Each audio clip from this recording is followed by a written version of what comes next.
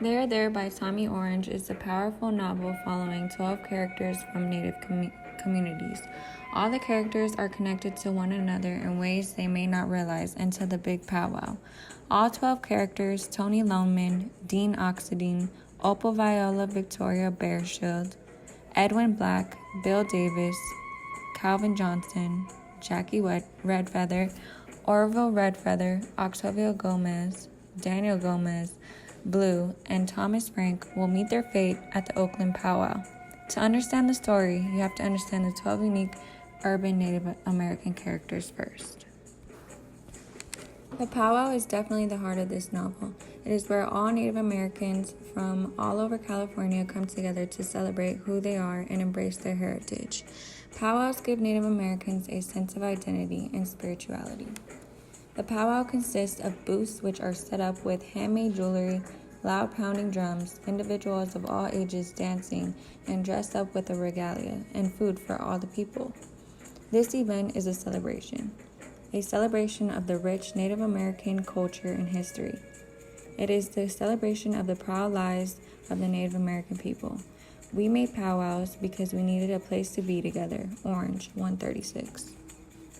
The final chapter of the novel ends with the robbery on the Oakland powwow.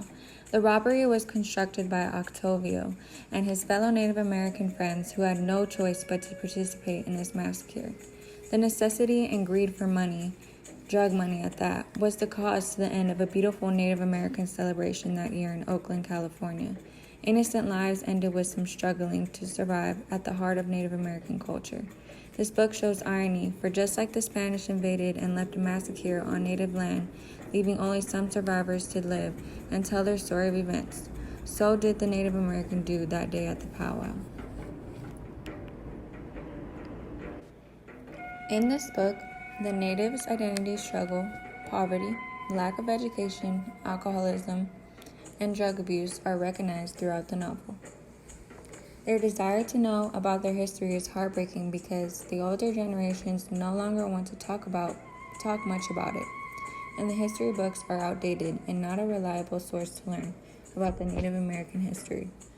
There is a complex novel with painful history, communion, sacrifice, and heroism.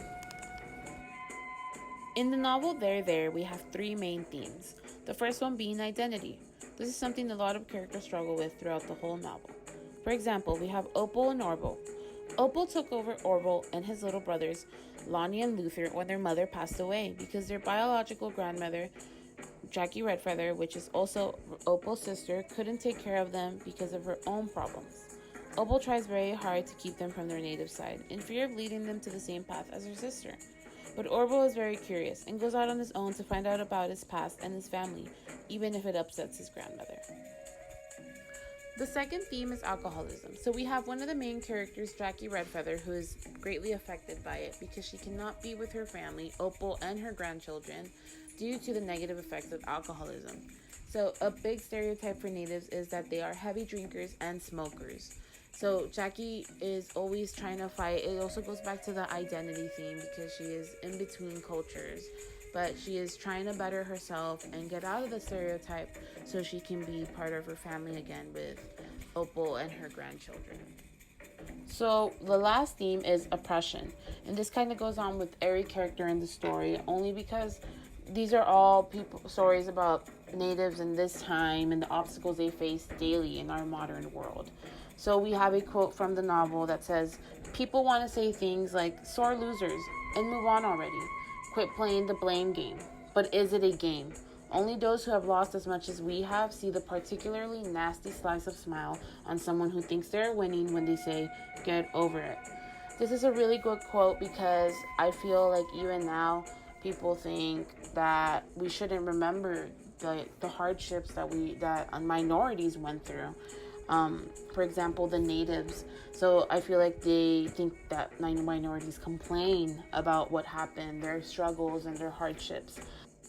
In conclusion, the three main themes relate to equity and diversity because I feel like these characters did not grow up in a diverse community. Most of them didn't. Opal and Jackie did, but her grandchildren didn't. So therefore, they are forced to find their culture in other places because their family doesn't want to tell them about it. If they would have grown in a more diverse community, they would have received what the knowledge they needed to embrace their culture, they would have a different understanding of their culture. Tommy Orange created the novel There There to help erase the stereotype of Native Americans only living on Indian reservations and not in urban cities. Of the 5.2 million people identified as natives in the U.S., only 20% still live on federal reservations and trust lands today.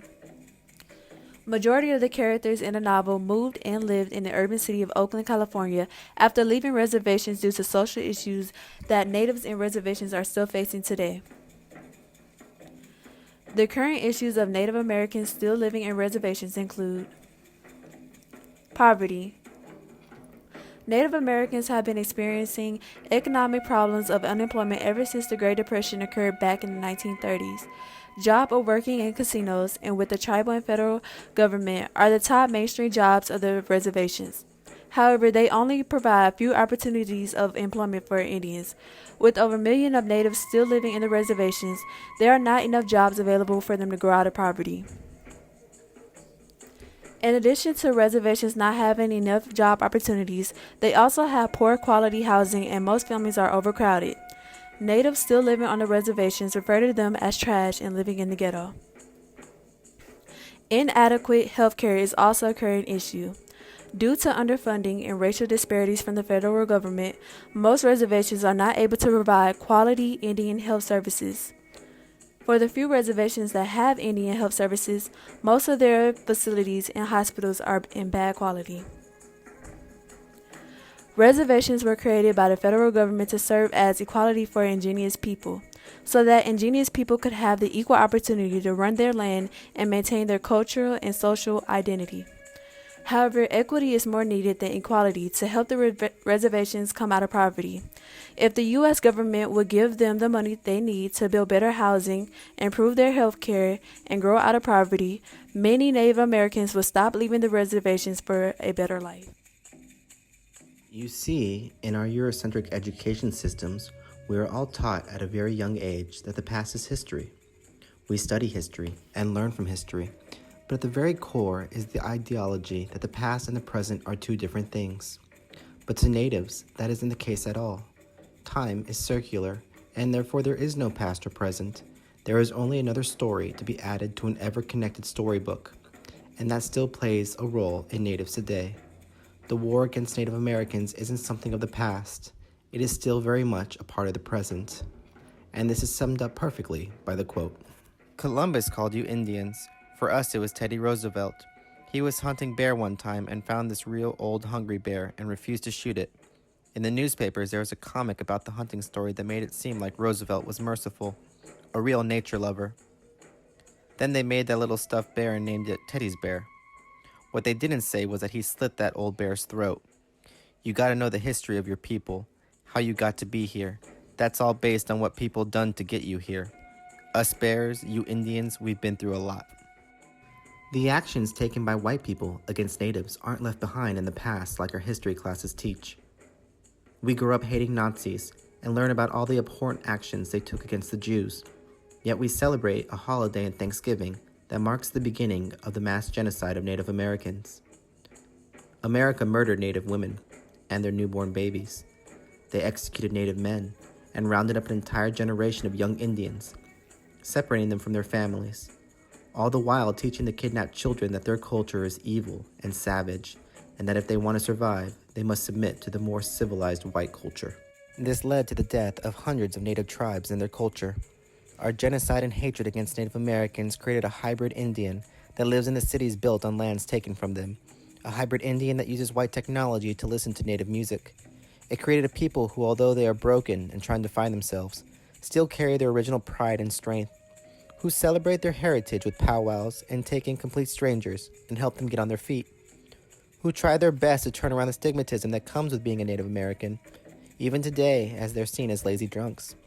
They are fighting against 400 years of white censorship and propaganda, and in that sense, the modern Native is still very connected to history.